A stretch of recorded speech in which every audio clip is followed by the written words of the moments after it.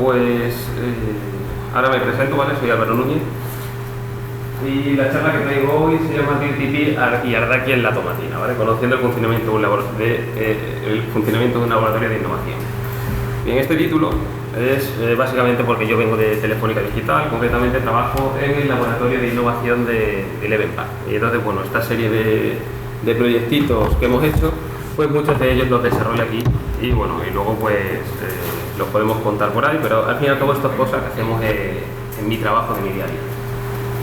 Bueno, soy ingeniero de imagen y sonido, no soy informático, sin embargo sí que hice el máster de seguridad informática, porque básicamente me gustaba bastante y quería meterme en esto. Y desde el 2016, desde hace ya 2 años, estoy en Telefónica, como digo, en el laboratorio, y eso, y aparte de hacer herramientas, hacemos investigaciones en base al malware, un poco de análisis y herramientas, pues, sobre todo para proteger utilidades, ¿no? Tipo la FOCA, que seguro que conocéis, la BitFoca, bueno, toda esa serie de herramientas las hacemos ahí en la parte del laboratorio. Y luego también tengo un curso en Hackers Club. Hackers Club es una parte de docencia que hizo Pablo González, que tenéis por allí.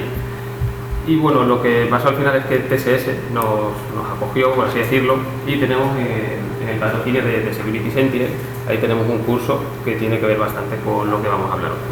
El año pasado, justamente aquí en La Tomatina, hice una charla que tenía que ver con todo esto y esta va a ser una evolución, ¿vale? Vamos a ir viéndolo cómo ha evolucionado esta idea primera que traje el año pasado y hasta dónde llegamos. ¿Conocemos el Raverdaki? Sí, algunos lo conocemos. Pues al final lo que vamos a hacer va a ser un Raverdaki entero con Arduino que va a utilizar la misma sintaxis que el propio Raverdaki y que además luego también es otra cosa de las que vamos a simular. Por tanto, vamos a hacer script de Raverdaki, lo vamos a ejecutar en los ordenadores que tenéis y por tanto vais a poder, por eso, al final hacer un script de Raverdaki y el día que tengáis el hardware, en vez de hacerlo simulado, simplemente lo pasáis y lo vais a poder ejecutar desde pendrive de manera autónoma. También voy a introducir una herramienta en vez del típico Metasploit que conoceremos, o bueno, otra herramienta que hemos hecho en el laboratorio, concretamente lo hice con Pablo, el Ibon Shell. Vamos a conocer un poco esta herramienta y cómo lo vamos a integrar el Raverdaki con nuestro propio sistema parecido a Metasploit en este caso, ¿vale? Para conseguir una sesión. Y por último vamos a hablar también de Dirtitude. Dirtitude es otra herramienta también hecha en el laboratorio, que el año pasado fue a Glasshat y bueno, vamos a ver en qué consiste este truco que vale para los iPhone, ¿vale? Es un truco dedicado a iPhone. Vale, para hablar de Ardaki voy a pasar, iba a pasar a la del año pasado para ir rápidamente a ver cómo nos quedamos el año pasado. Y bueno, ¿por qué elegimos Arduino para hacer este tipo de proyectos? Bueno, sobre todo el coste que tiene, que hoy en día es muy bajo. Tiene una gran plataforma, tanto de aprendizaje como comunidad, que bueno, podemos encontrar en foros gran cantidad de información. Aparte, como hemos visto, es muy fácil de implementar, o sea, aunque al principio puede costar un poco, la curva de aprendizaje es muy fácil. Y al final, bueno, nos podríamos estar hablando de proyectos que se han hecho con Arduino porque tienen 1000 soluciones. Aquí veis 2 ejemplos sencillitos. En este caso sería el Arduino 1 que hemos visto que es muy grandota, pero optimizada. En este caso es el Arduino Mini. Y lo que han hecho es conectarlo a un display y como vemos están ejecutando un Tetris. Han hecho su propia máquina, en este caso una entrada digital que sería el joystick para manejar las coordenadas y no sé si tendrá un botoncito para algo más y luego la pantalla para mostrar información. Sería la salida, ¿vale? En este caso distinguimos la entrada abajo y la salida arriba. Y en el caso de vuestra derecha sería un brazo robótico, que serían servos, y podríamos tener una serie de palanquitas para mover ese brazo y bueno, girarlo izquierda, derecha, arriba, abajo y abrir y cerrar la pista. Vale, esto sumado a la comunidad 3D, que Arduino de hecho tiene su propia impresora 3D, pues bueno, da muchísimo juego. De hecho, nos encontramos un montón de proyectos en internet que nosotros podemos empezar a imprimir y luego lo que terminamos es haciendo un proyecto completo. Vale, y ahora sí, tengo por aquí la de la tomatina del año pasado. Vale, esta la voy a pasar rápido porque ya vamos a pasar a hablar de Ardaki, bueno, y veníamos hablando de la parte de los pendrives, ¿vale? La parte de los pendrives.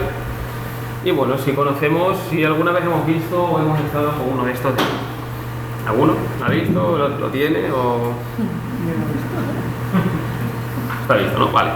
Bueno, un poco lo que era la historia de cómo viene todo esto, ya os digo, estoy haciendo un refresco rápido del año pasado.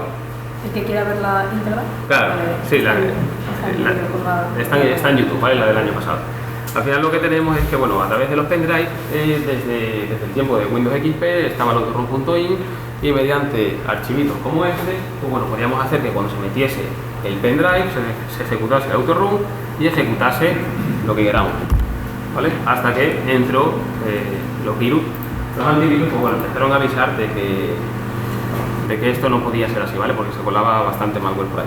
¿Qué pasa? Que aprovechándose de esta familiarización que nosotros tenemos ya con los pendrives, lo que se hizo es esto, ¿no? El RubberDucky. ¿Qué es lo que tenemos al final aquí? Pues bueno, sí que tenemos un microcontrolador. Nos llevamos toda la mañana hablando de microcontrolador. Lo que tenemos aquí es un microcontrolador, en este caso sí que es de 32 bits en vez de 8, pero muy parecido al que tiene el otro Arduino.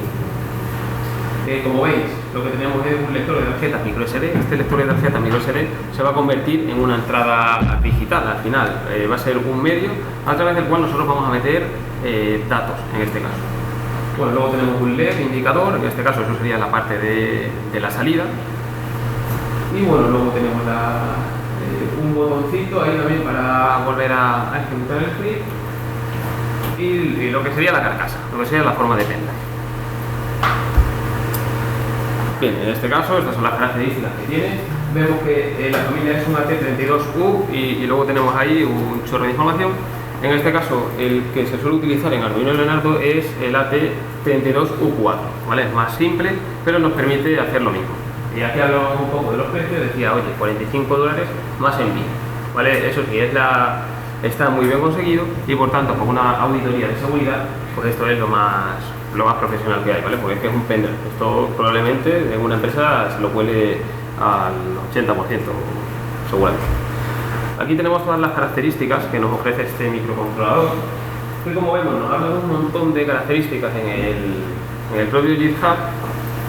Sin embargo, no es unas características que nosotros vayamos a aprovechar. Es decir, si yo sé que tiene una serie de pines de entrada y salida, pero que es que no voy a poder destinar para yo aprender, ¿vale? Es decir, yo cuando me compro un RubberDucky, me lo compro para utilizarlo como un teclado automático, que es lo que busco.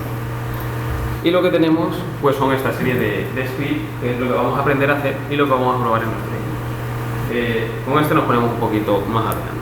Las otras opciones que había, por refrescarlo, en este caso hablamos del bad USB, que era una vulnerabilidad que tenían algunos pendrive, de tal manera que podíamos cambiar, al igual que hemos hablado de que en la placa Arduino 1 tenemos ese conversor USB serial, que es un microcontrolador, y podemos reflashear. Algo así es lo que pasaba con esto, es decir, había una vulnerabilidad que nosotros podíamos volver a programar el microcontrolador que llevan los pendrive y por tanto decirle, oye, en vez de convertirte en una unidad flash, dile al ordenador que eres un teclado automático y ejecútame esto, ¿vale? Pues esto justamente es lo que tenían los pendrive que tenían esta vulnerabilidad.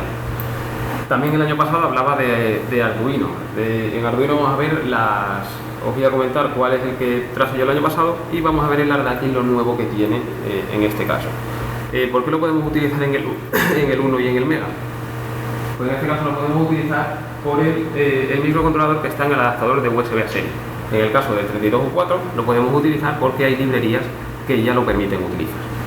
Y aquí en cuanto a precio hablábamos que bueno, con respecto a un original o a un clon, pues bueno, puede variar, pero son bastante más baratos que RubberDucky. Luego vemos otras réplicas que se han hecho en base a Leonardo, es decir, el microcontrolador es el 32U4, siempre es este, y lo que se ha hecho ha sido llevarlo a la mínima expresión. De tal manera que este sería un poco más maker, porque yo que sé, con este sí que le podríamos conectar a lo mejor un lector de NFC y nos podemos hacer un bloqueo y desbloqueo de equipo con un lector NFC, ya que eso podría escribir nuestra contraseña una vez que le pasamos una tarjeta válida. Y en este tenemos pines. Y este es exactamente lo mismo, pero no tenemos acceso a esos pins. De tal manera, este sí que parece un pendrive real, tiene desventajas con respecto al RubberDucky original, ¿vale? Porque el RubberDucky original tenemos una tarjetita, no hay que andar programándolo ni nada, simplemente cogemos la tarjeta, metemos el script, se ejecuta. En este caso hay que programarlo una vez, otra vez, y al final eso es más rollo. Pero bueno, como veis, la diferencia de $45 más envío del RubberDucky a este, que son 8 euros aproximadamente, bueno, hay diferencia.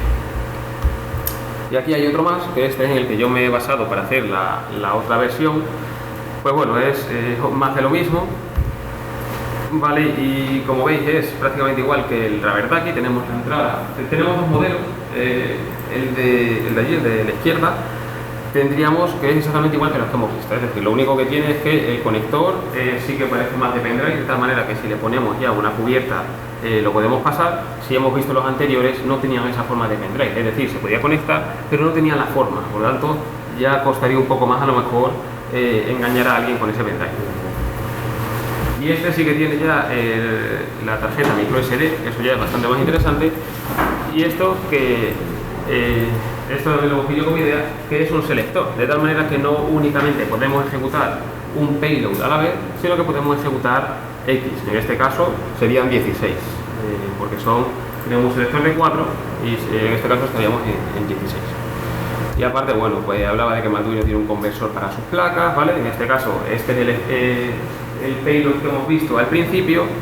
Esto es un proyecto que se llama Arduino, y lo que nos hace es pasarnos este script al lenguaje Arduino. En este caso, esto sería el lenguaje de Arduino, y utilizando la librería de teclado, que es la de Keyboard, podríamos empezar o sea, lo que haríamos sería migrar ese código que es DakiScript, es decir, para el driver Daki, y embeberlo en la propia memoria del Arduino, como hemos visto, ¿vale? Sería como subir ese firmware del que hemos hablado antes, ¿vale? Keyboard Express, en este caso, si nos fijamos, los delays es un tiempo de espera de 3 segundos, en Arduino se escribe igual, y por ejemplo para teclear UIR, que UIR es la tecla de Windows, lo que se hace es, en Arduino sería keyboard.press, de esa manera estamos dejando presionado la tecla de GUI de la parte izquierda, ¿vale? La tecla de Windows. También presionaríamos el 114, si pilláis un conversor ASCII vais a ver que R es 114, R minúscula es 114, y luego por último tenemos un release all, ¿vale? Es decir, vamos a soltar esta pulsación de teclas. Es un poco lo que hace el script, ¿vale? Nos coge y nos lo convierte al lenguaje de Arduino. El tema del layout, ¿vale? El layout, no todos los ordenadores están por defecto ni en español, ni en inglés, ni nada, o sea, cada uno va a tener su propio lenguaje, su layout de teclado. Pues bien, en este caso lo que teníamos que hacer era mapear, digamos, o bien el teclado mano a mano, o bien utilizar una librería. Al final yo me decanté ahora en el proyecto nuevo en crear una especie de librería de fácil uso. Tenemos más placas, ¿vale? En este caso es la Tensi, que esto es, digamos, no rival directo de Arduino, pero sí, al fin y al cabo otra familia de microcontroladores, que como en este caso el Arduino IDE es open source, pues podemos utilizar Tensi en Arduino IDE, ¿vale? Hay que bajarse una serie de cosas, se modifica Arduino IDE y funcionaría. Vale, la primera forma de jugar con la placa Arduino 1 era modificar el microcontrolador pequeñito que os decía. Es decir, el que lleva toda la información, hay un programa que nosotros podemos desplacearlo y lo vamos a poder utilizar. Además, está muy bien porque vamos a poder utilizar tanto el normal, para nosotros tener nuestros firmware normales que queramos, pero luego aparte podemos programar también el pequeñito, de tal manera que ahí sí que le podemos meter la librería de teclado. De esta manera estamos utilizando Arduino 1 o Arduino Mega como Raspberry Pi, siempre con la desventaja de que, claro, esta memoria es limitada. Antes hemos hablado de la memoria del microcontrolador, pues esta memoria, ahora mismo no me acuerdo en cuánto estaba, pero tiene una memoria, y es decir, si nosotros escribimos código que sobrepase esa memoria, no va a entrar. Nuestros payloads en este caso están limitados.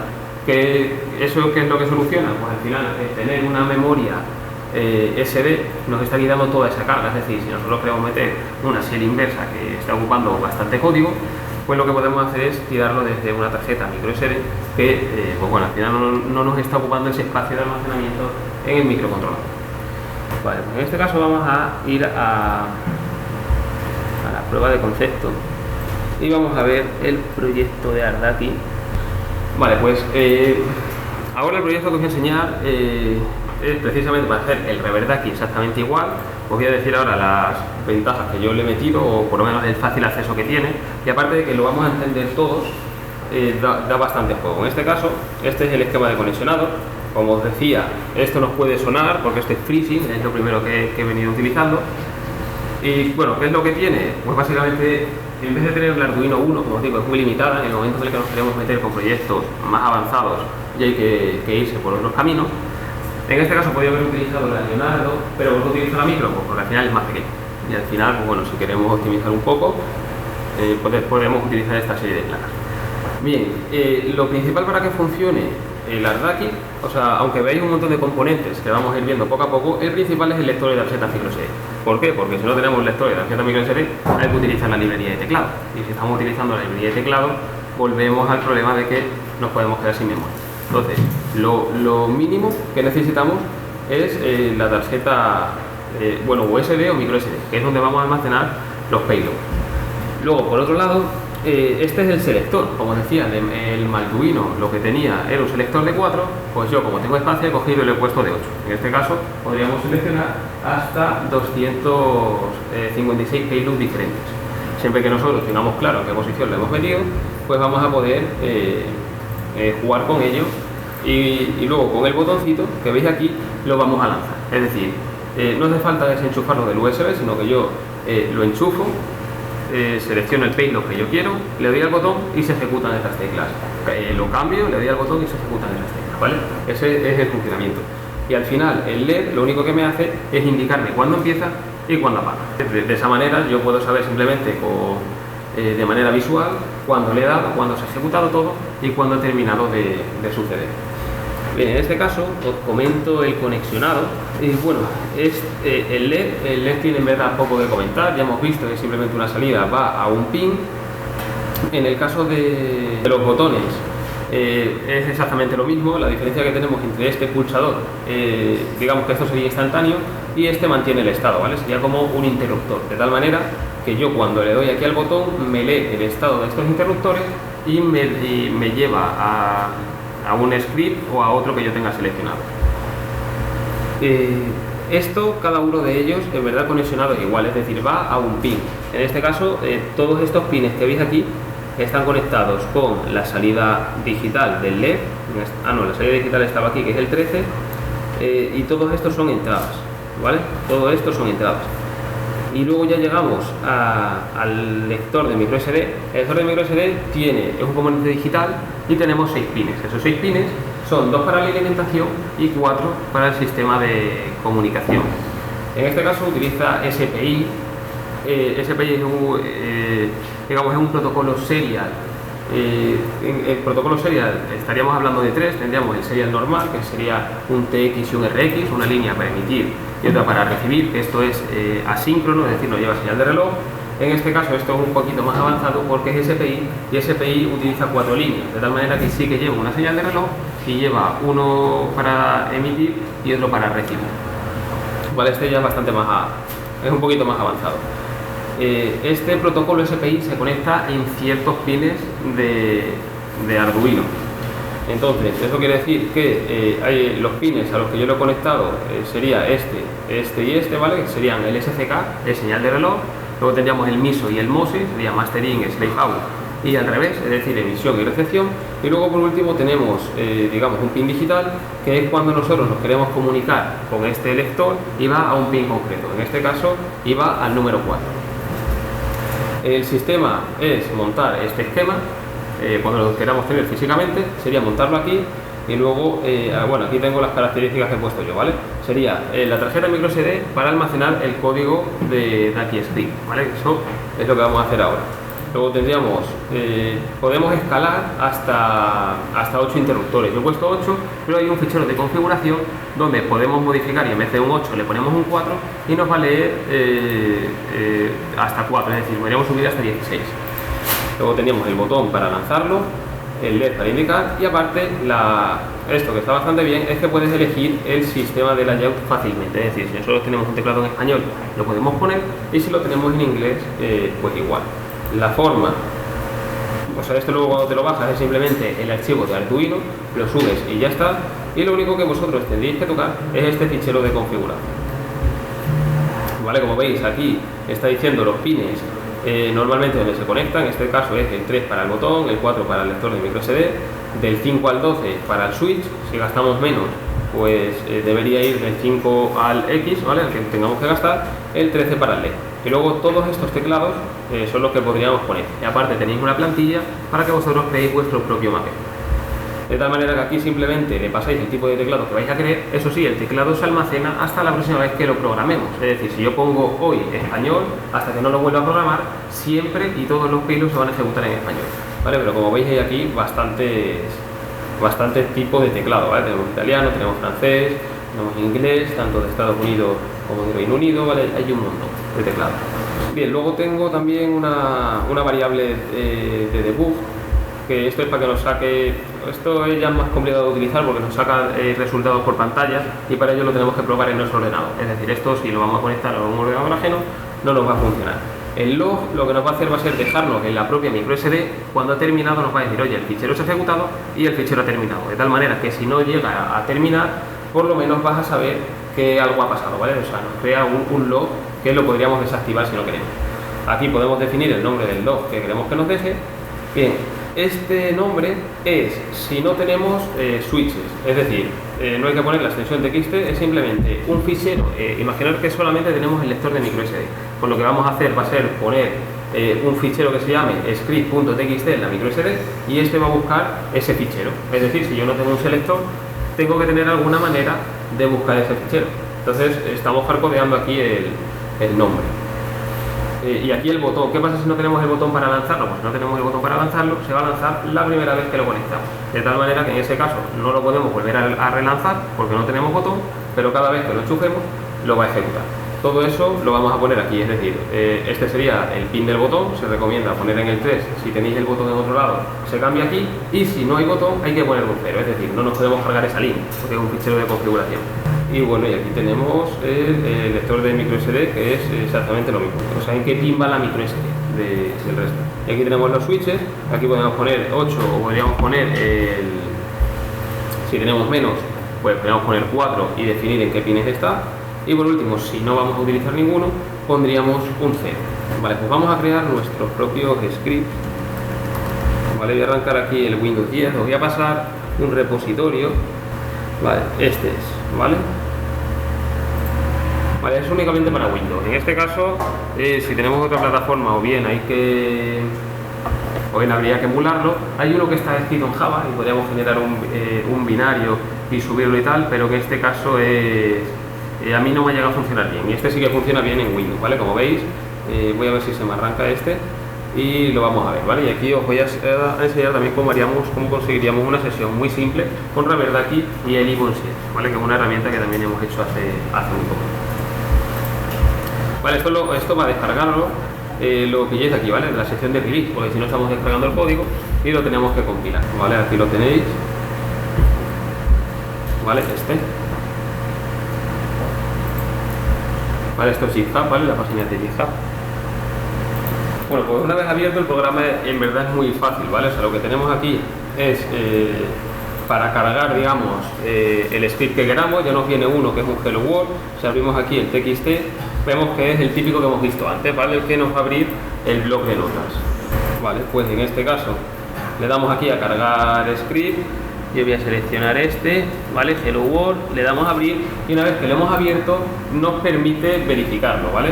Otra cosa es el set delay, es decir, la verdad que no sabe cuándo hemos terminado de ejecutar una instrucción. Es decir, si yo le doy a Windows R para que me salga la ventana de ejecutar, no sabe cuánto tiempo tiene que esperar hasta que aparezca esa ventana. Si es un ordenador que va ya bastante lento o se ha petado lo que sea, probablemente tarde más tiempo. Entonces siempre hay que jugar con esto.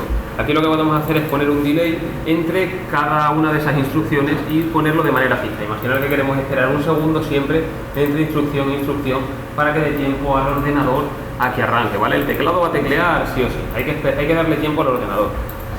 Luego aquí lo que hacemos es validar el código porque vemos que todavía no nos deja ejecutar el script y esto nos va a decir si el código está bien escrito o está mal escrito. De tal manera que lo validamos, me dice, oye, no he encontrado ningún problema en este código.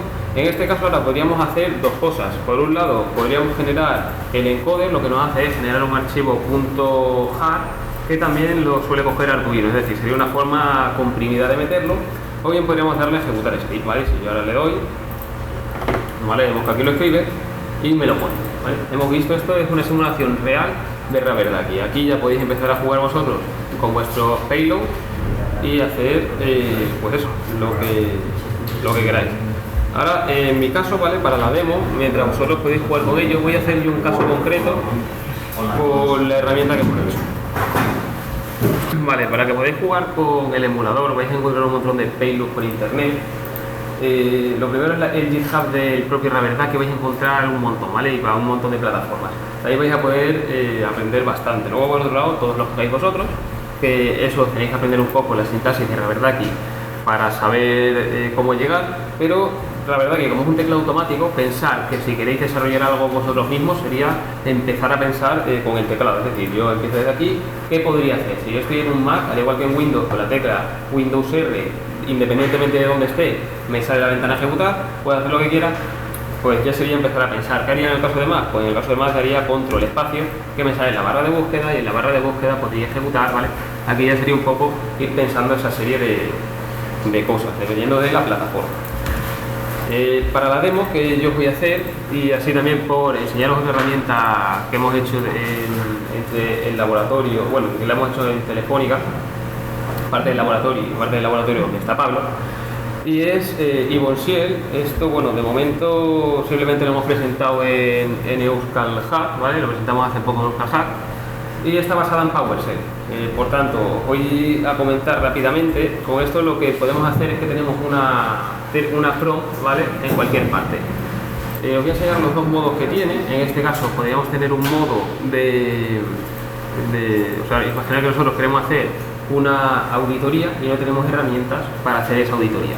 Pues con Ibonsiel lo vamos a utilizar directamente desde la PowerShell.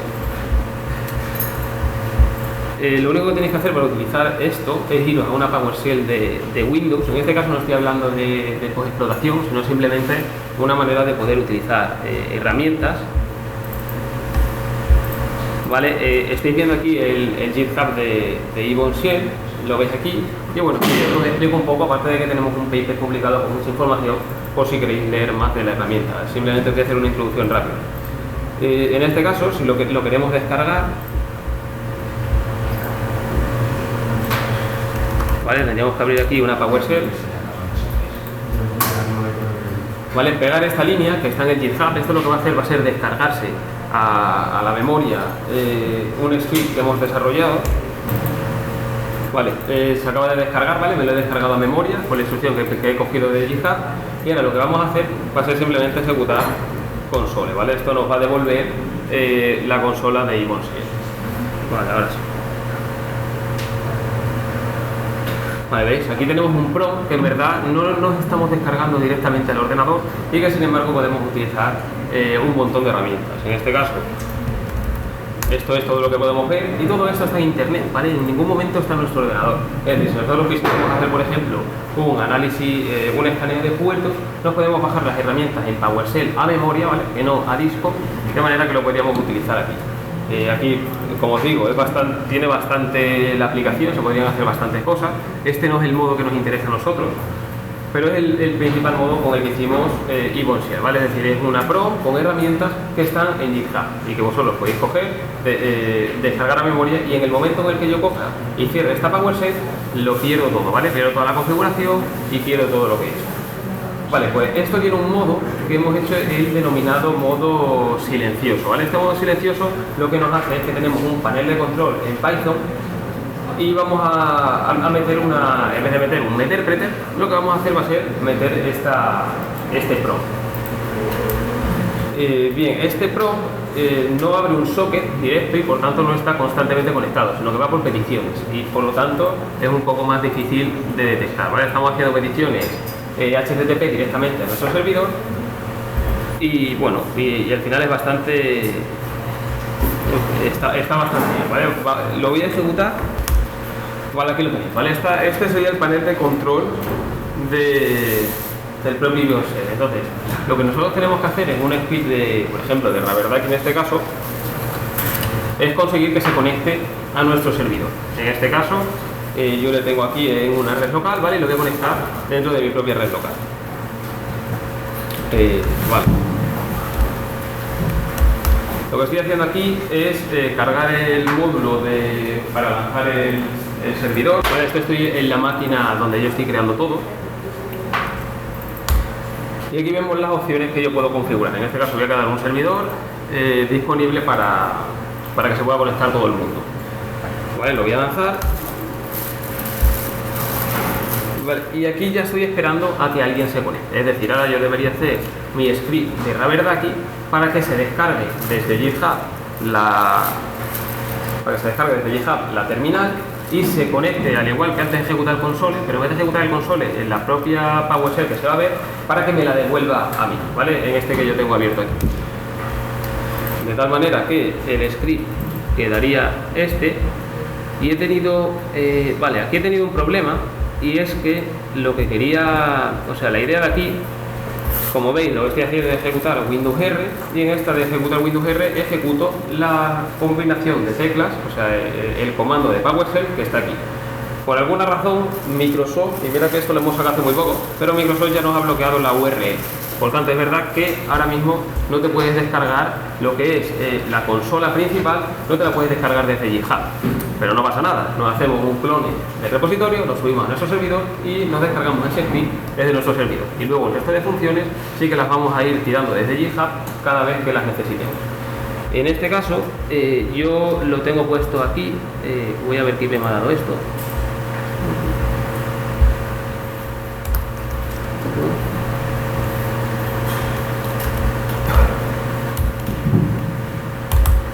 Vale, este sería mi IP en el puerto 8000, porque lo voy a levantar ahora. Yo voy a hacer rápidamente en mi máquina, voy a levantar un servidor en Python en el puerto 8000 con el enlace a la consola, de tal manera que este se va a conectar y luego se va a conectar a la misma máquina, y luego lo que va a hacer va a ser conectarse a la misma máquina. Antes hemos visto que he ejecutado el console, en este caso le estamos pasando el parámetro SailLD, que esto es para que nos devuelva la conexión, y en este caso UniConsole es a donde se tiene que conectar. En este caso he abierto el puerto 8080 y voy a abrir el 8000 para lo que es alojar el código. Esto, como digo, la idea es que esto esté en GitHub, no debería estar en nuestro servidor, tenía que estar en GitHub, pero nos lo han bloqueado. Pero como para todo hay soluciones, pues este es. Voy a levantar esto. Vale, este ya está esperando. En el momento en el que una PowerShell se conecta aquí, nos va a devolver un identificador, y ya con ese identificador le vamos a empezar a mandar comandos. Vale, pues ya tengo yo el servidor levantado y es donde quiero que se conecte para que lo descargue. Este sería el script de Raverdaki. Como veis, al final es una línea de PowerShell. Yo simplemente digo, oye, ejecútame el PowerShell en modo oculto y por consola vete aquí, ¿vale? Y ejecútame estas dos instrucciones. Y si todo va bien, lo abriré, ¿vale? Voy a cargarle este, que es el IBS.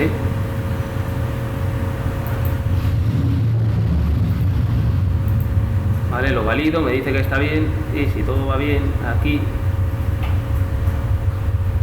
nos debería salir. Vale, esto lo ejecuta, ¿ves? Esto ya lo ha hecho, ya está. Esto ya debería haber terminado.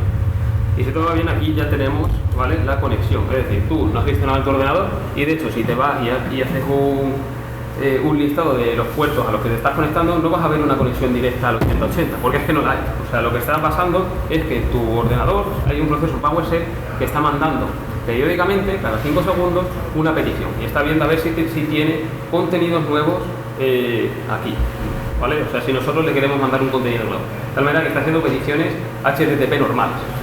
Vale, ahora yo cojo y podría cargar aquí móviles. Vale, esto, como os digo, hay un paper grande donde se explica todo, porque es bastante complicado o sea, es muy extenso. En este caso estoy utilizando un módulo que lo que nos hace, vamos a ver aquí las opciones que tiene, ¿vale? Con Show siempre podemos ver las opciones que tiene este módulo, y siempre le tenemos que pasar el warrior, que es como hemos denominado nosotros a la máquina donde nosotros la tenemos. En este caso el warrior que me ha dado es este, ¿vale? Y yo podría ver aquí los warriors que tengo. Warrior, ¿vale? En este caso tengo uno. Podría coger y podría tener varios warriors y poder controlarlos según el que yo quiera. Voy a poner aquí la variable, ¿vale? Set warrior, en este caso es este al que yo quiero pegarle la instrucción, y voy a ver si realmente tengo acceso a esa máquina. En este caso set instrucción, y aquí le paso una instrucción que yo quiero ejecutar en PowerShell. En este caso, por ejemplo, me, ¿vale? Y ahora hago run. Y ahora en un momento recogerá el warrior, preguntará, recogerá y me devuelve los resultados. En este caso vemos ahí, bueno, MSE y user. Y bueno, pues ya con el set instruction, podríamos poner, por ejemplo, vamos a poner un eco tomatina con en esto, a ver si me sale, a ver si pillo bien la ruta. La primera, esto es users, mi user es user desktop,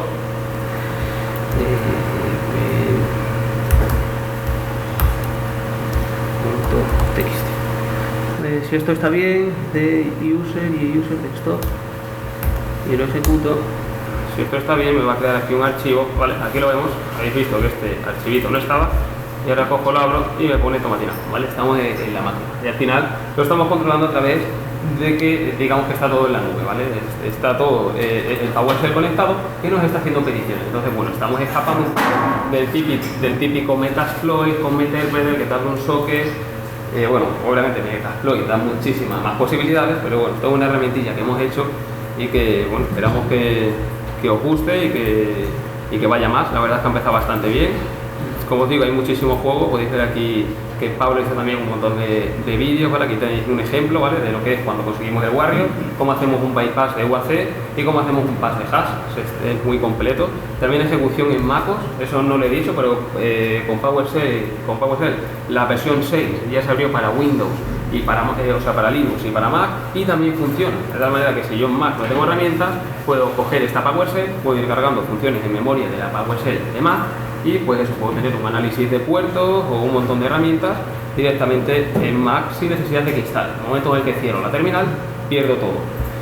Y aquí también, bueno, un vídeo está yendo las claves privadas de SSH en un Windows 10.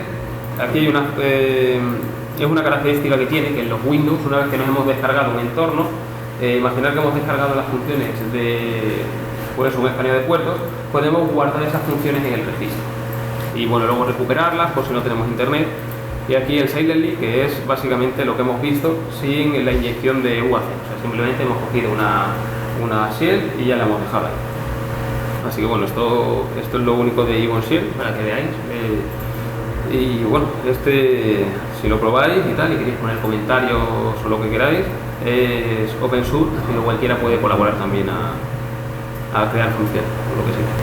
Y por último aquí, os pongo también esta página web, si queréis seguir con el tema de los scripts de Rubberducky, es Dark Toolkit, también la podéis buscar en Google, esta os aparece, y aquí podéis ir creando el script que queráis, ¿vale? Os van a seguir varias opciones. Primero os dice, oye, ¿en qué sistema operativo vas a trabajar? ¿Qué tipo de cosas quieres hacer? Entonces vais marcando la serie que queréis hacer, y esto al final lo que te devuelve es un archivo de TXT con el Rubberducky, ¿vale? O sea, el código que cogéis, le tenéis que poner al pincho USB y te hace todo. Eso sí, siempre es conveniente pues hacerlo en nuestros equipos.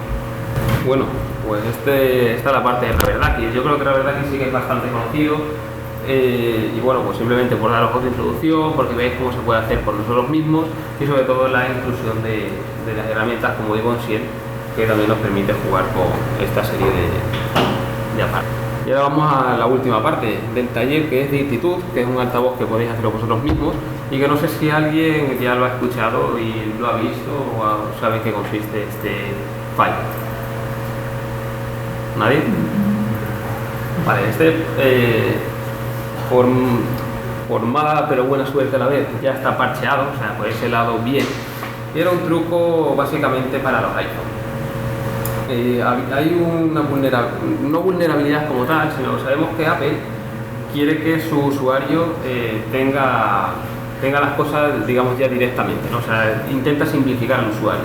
Esto es así, que si tú te ibas a la radio de un coche y te conectabas el iPhone, automáticamente cuando alguien te llamaba, tú podías ver en la pantalla del coche quién te estaba llamando. Y podías pensar, bueno, si es que ese es el caso normal que debe pasar, ¿no? Yo creo que si me llaman por teléfono en la radio de mi coche, salga quién me está llamando. Es lo normal.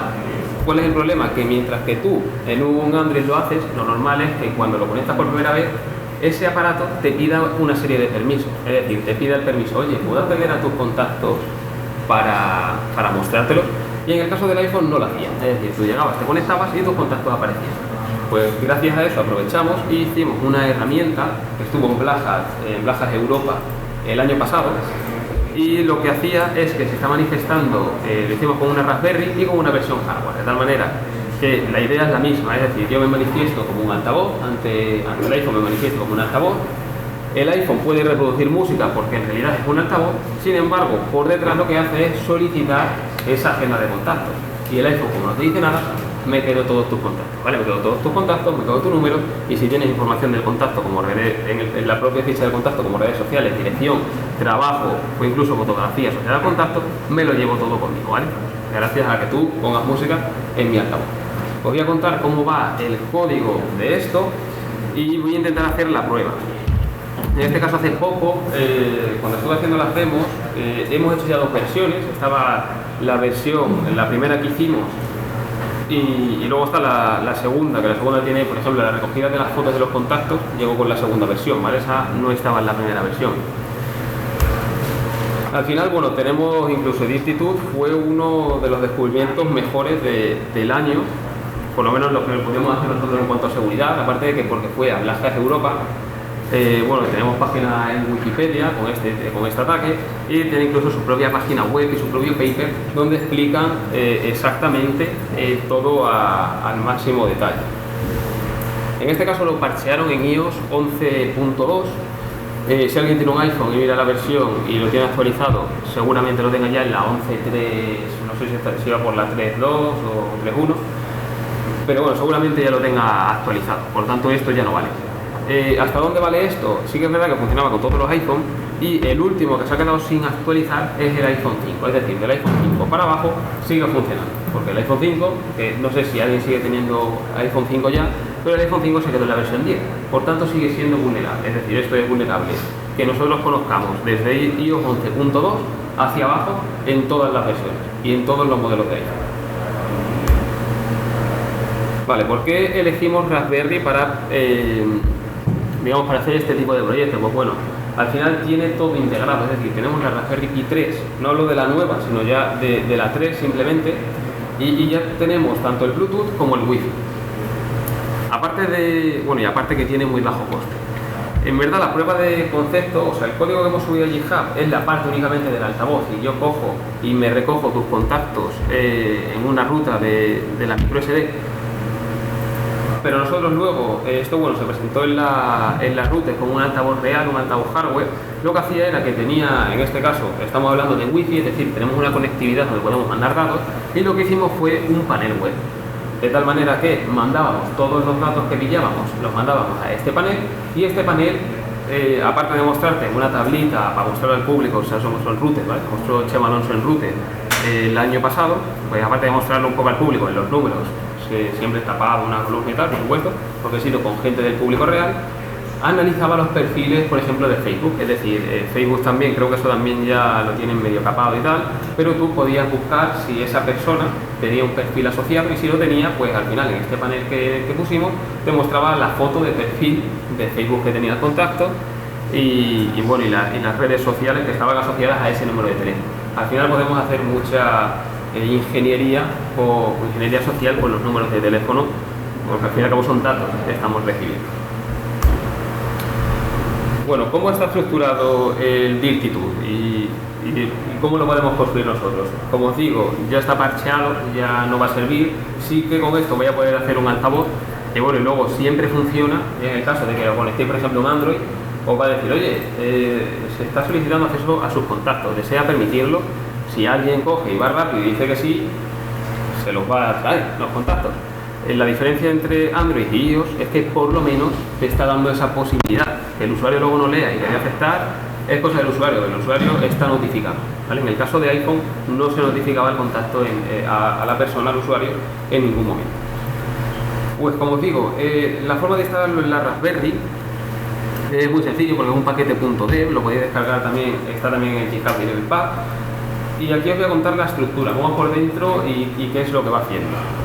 Al final, si alguno ha trabajado con sistemas Linux y ha hecho paquetes Debian y .dev y sabe cómo va, lleva una estructura, bueno, lo voy a poner un poco más grande, lleva una estructura como esta. Esto al final es, tengo la carpeta del programa, luego tengo una carpeta llamada Debian donde está toda la información de lo que es este paquete. que eso sería la parte de control, es decir, cuando nosotros buscamos la información del paquete y queremos ver lo que tiene, pues nos hace una pequeña descripción del paquete. Eso va en la parte de control, ¿vale? El número de versión que tiene, la pequeña descripción, nombre corto del paquete, cómo se encuentra en el repositorio, todo eso está en control, dentro de la carpeta Debian.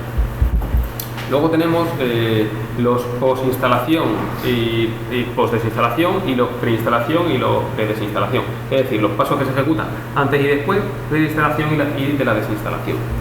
Vale, aquí como veis tenemos dos ramas porque esto es lo que decía, hay dos versiones, ¿vale? Está la versión del nuevo Raspbian y este es el Raspbian antiguo. Esto lo empezamos a hacer en el Raspbian antiguo y luego hubo que migrarlo y hay diferencias. Y por alguna razón en la última versión, que se hizo muy poco de Raspbian, no iba. Por tanto, os voy a comentar, aparte de esta estructura, también pertenece a la antigua.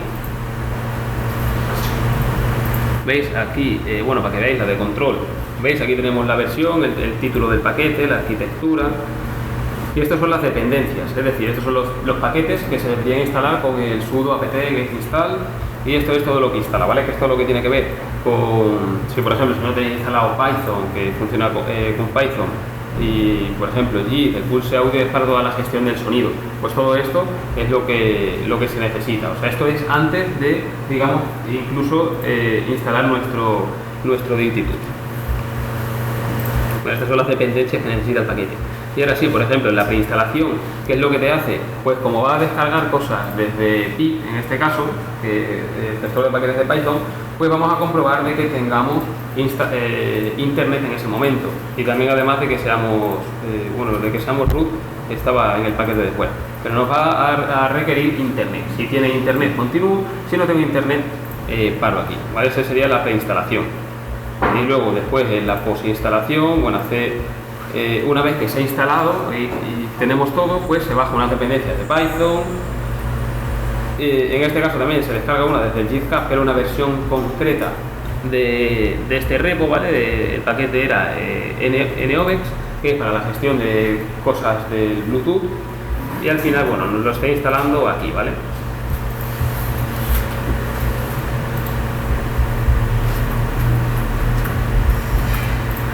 Vale.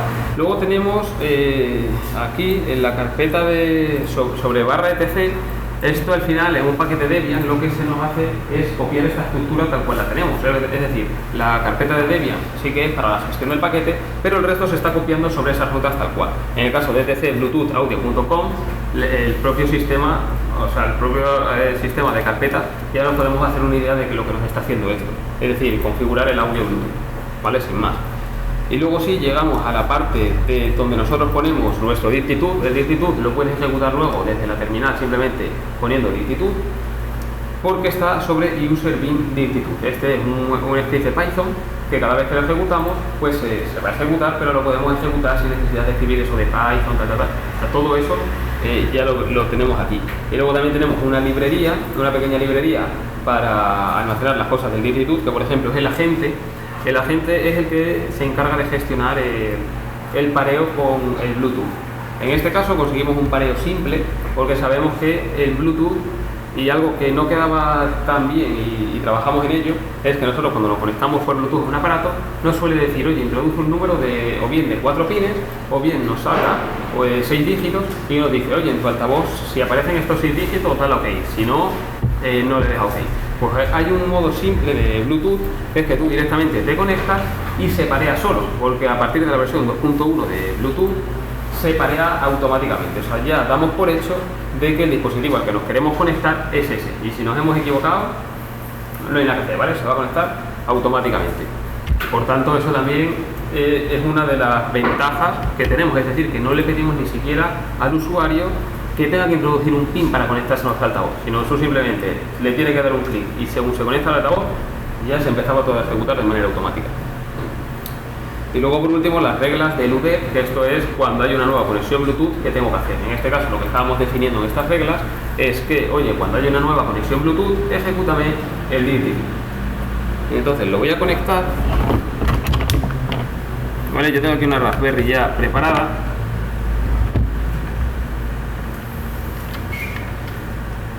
Yo también tengo un iPhone 4S, porque como ya es un poco antiguo, suponía que nadie iba a tener un iPhone 5, y en el caso de tenerlo suponía que nadie le iba a querer conectar. Entonces, en ese caso, ya traigo yo el móvil de prueba y ya está. Esta Raspberry ya está preparada y tiene el DigiTouch instalado en la versión correspondiente, como os digo, es la antigua, y bueno, ya lo tiene todo listo. De todos modos, la forma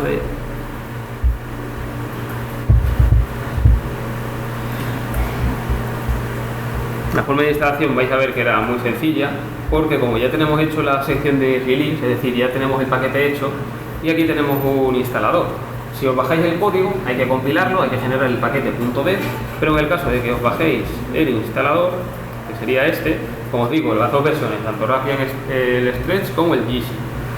Pues en este caso sería simplemente descargarse esto. Cuando lo descomprimís os vais a encontrar el .dev y el .install y simplemente le ejecutáis el .install, que él ya se encarga de comprobar, ¿vale? Aquí simplemente le pasamos el .install y ya se nos instala automáticamente. A ver si me conecta esto. Vale, ya está. En este caso, como os digo, esta sería la Raspberry. Voy a poner un poco más grande. La ruta donde nos va a guardar los contactos sería en root, ¿vale? En root. Entonces, vale, vemos que aquí ya tengo un DigiTouch. Y bueno, aquí vemos que ya tengo información con la que ya he probado, ¿vale? Para comprobar que esto funciona, lo vamos a borrar.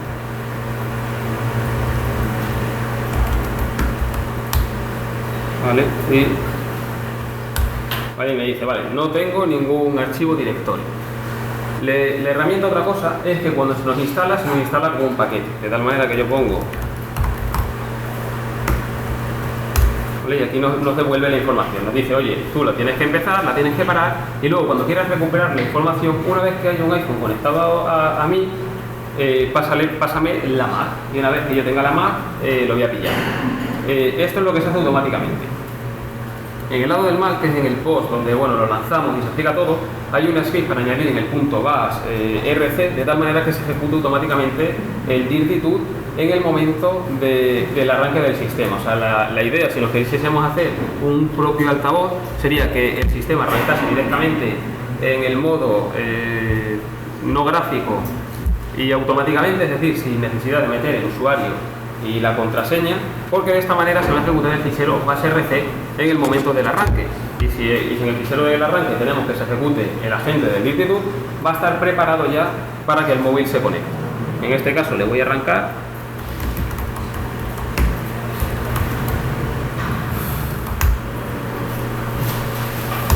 ¿Vale? Y aquí ya me dice, vale, agente registrado, o sea, esto ya se está emitiendo como dispositivo, y si os vais a los móviles y buscáis los dispositivos Bluetooth, tenéis que encontrar uno que se llame DigiTouch, ¿vale? Y no conectéis ninguno, ya estoy viendo, me voy a conectar, es que porque cuando se conecta a alguien, entonces esto pasó, y lo dijeron en la ruta, no conectéis ninguno, y hubo alguien que se conectó antes de explicar de qué iba todo esto, y nos quedamos con una agenda que no debería estar ahí. Bueno, la gente se conectó antes de saber el truco, porque según todo tal, y si no, no me deja conectarme. Vale, voy a intentar, a ver si me deja aquí compartir, para que veáis lo que pasa. Lo que está pasando por aquí es que yo cuando me conecte al Bluetooth, vale, yo ya estoy escaneando, en cuanto me conecte, le doy a la información del iPhone, bueno, se puede ver que arriba se nos ha conectado los cascos, y le doy a la información y vamos a ver cómo, o sea, te conectas y a los 5 segundos automáticamente aparece aquí, es que, bueno, lo pongo así y ya está. Vale, ahí se ve bien, no sé si se verá bien. Vale, vamos a ver, me voy a conectar. Vale, me voy a conectar y fijaros que el logotipo de Bluetooth este de aquí arriba debería cambiar y deberían ponerse unos cascos, ¿vale? Y bueno, a veces no se ponen, pero el sistema de sonido sigue funcionando, ¿vale? Mira, a ver, se ha conectado, ¿vale? Bueno, en este caso no se han puesto los cascos y mira, yo le doy información y verás cómo ahora en 5 segundos, ¡pum! ¿Habéis visto? Ya ha salido ya la tecla de contactos activada, de tal manera que tú esto pasa igualmente en el modo en segundo plano y tú no te das ni cuenta, ¿vale? Y tú podrías estar reproduciendo música, ¿vale? Podrías estar reproduciendo música sin problema. Y ahora aquí, si nos venimos a la Raspberry Pi, dice, vale, sí, se nos ha conectado un dispositivo, Y ahora si nos vamos al LS root, ¿vale? Nos encontramos tanto el histórico de llamadas como la agenda de teléfono. Voy a revisar la agenda, que creo que la modifiqué, vale, sí, he puesto 2 contactos. ¿Vale? Y ahora sí, si yo cojo, en este caso el history es el que tiene el histórico de llamadas, tanto entrantes como perdidas como salientes. Te sale la hora, o sea, te sale todo. Y en este caso, como veis, esta es la Mac que tiene mi propio dispositivo. O sea, es la Mac Bluetooth del dispositivo. Otro tipo de ingeniería que se puede saber conociendo esta Mac es que en los iPhones la Mac, tanto de la Wi-Fi como del Bluetooth, cambia un número. De tal manera que si esta es la 79, seguramente esta sea eso mismo, pero en la 71. Entonces se puede hacer un poco también de ingeniería. Aparte de conseguir todos los datos de los móviles, conseguimos información del dispositivo. Listado de llamadas, contactos, SMS. No, SMS no, porque SMS es que SMS por defecto te viene bloqueado, que es lo que te aparece ahora. O sea, es que ese era justamente el fallo, justamente como uno funcionaba y como otro no. Si con los SMS hubiese funcionado, se llama en plan en general multimedia y podías acceder incluso a cosas de las fotos y tal. Hubiera sido muy interesante esa parte. Y en este caso, vamos a verlo, ¿vale? Aquí tenía 2 contactos que son era test y tal. Y en este caso vamos a hacer un cat. Vale, veis que sale mi número y sale mal, esto es porque no tengo ninguna SIM, este es un teléfono de pruebas, no tengo ninguna SIM, pero en el caso de tener alguna SIM salía nuestro número real, ¿vale? Y luego pues, que es el que viene con el identificador, el UI0. Si habéis visto cómo es el formato de VCAR que llevan los teléfonos, pues bueno, van por identificador único. Y en este caso aquí, son unos números que me inventé, incluso veis que aquí me sale la organización, lo escribí yo, ¿sabes? Que es una información que puse en el contacto, y aquí que puse Tomatina Com, pues bueno, podéis ver que estos números me los inventé, o sea que están ahí por poner, pero era un poco el tema de la vulnerabilidad que tenía esto. Y como habéis visto, el altavoz sigue aquí, no puedo poner música porque hay adaptador de salida de audio o algo, está complicado, ¿no? De todos modos aquí no tengo internet ni nada porque no tengo SIM, pero si ponéis música esto se reproduce y va bien. Entonces bueno, ya podéis aprovechar el paquete, ya que la no vulnerabilidad, vamos a decir, la accesibilidad de Apple lo han querido arreglar, pues bueno, podéis hacer un altavoz con el paquete de YouTube. Y nada, y el tema de preguntas, si tenéis alguna pregunta de todo lo que hemos ido viendo, lo que sea, y si no, pues ya terminamos aquí.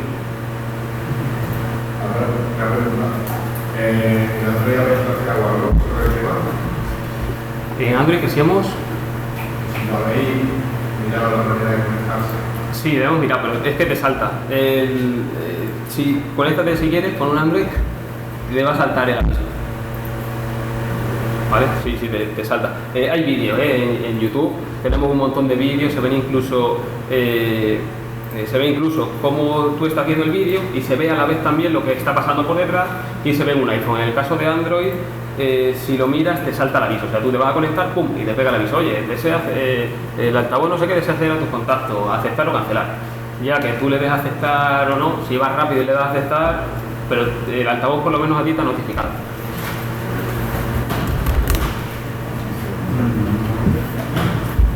¿Te conecta con el mismo nombre que uno que lleva para mismo?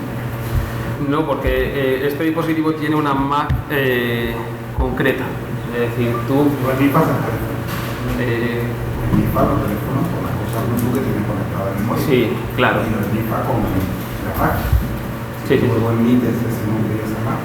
Sí, pero era complicado cambiar. O sea, cambiar la Mac de la Wi-Fi es fácil, pero cambiarla del Bluetooth es más difícil. O sea, tú dices que si tú ya te has conectado a un coche, yo coja, me ponga aquí los parámetros de tu coche, me ponga la Mac de tu coche, pero es que normalmente es el iPhone. Bueno, es verdad que tiene el método ese, pero el tema de conectarte a la Mac era distinto. Una cosa que estuvimos investigando era cómo hacer suplantación, es decir, que yo con me conectase a un altavoz real, le cogiese el mismo nombre de tal manera que ese altavoz real tú no te puedes conectar y tú te tuviese que conectar sí o sí a pensando que era el otro, pero el otro estaba ocupado porque yo ya estoy pillando el canal con ¿sabes? Para eso sería un man in the middle de Bluetooth y se hubiese necesitado 2 adaptadores Bluetooth aquí, es decir, y uno externo, uno para que yo me conecte y otro para que tú te conectases aquí. Luego había que hacer un ruteo de la señal de audio para que pasase por el otro lado y era bastante fallo. Lo estuvimos mirando y tal, pero como luego también lo parchearon y todo, pero en cuanto... Vamos a ir como el Bluetooth, ¿no? El Bluetooth contra... Bueno, es distinto. O sea, Bluehost creo que fueron 8 vulnerabilidades y eran distintos. O sea, Creo que, como he visto que hay para YouTube, yo tenía algo en mente, digo, Android y había algo... Sí, para Android está la aplicación. Al final para buscar dispositivos vulnerables con Bluetooth. Esto es distinto, esto al final lo que te hace es simplemente cambiar el text. Tú te conectas con un iPhone, estamos emitiendo que somos un altavoz y en el momento en el que te conectas soy un altavoz pero quiero tus contactos. Pero no tiene nada que ver con el tema de vulnerabilidad ni nada. Vale. Simplemente tema de perfiles Bluetooth. Era un poco tocado. Así que...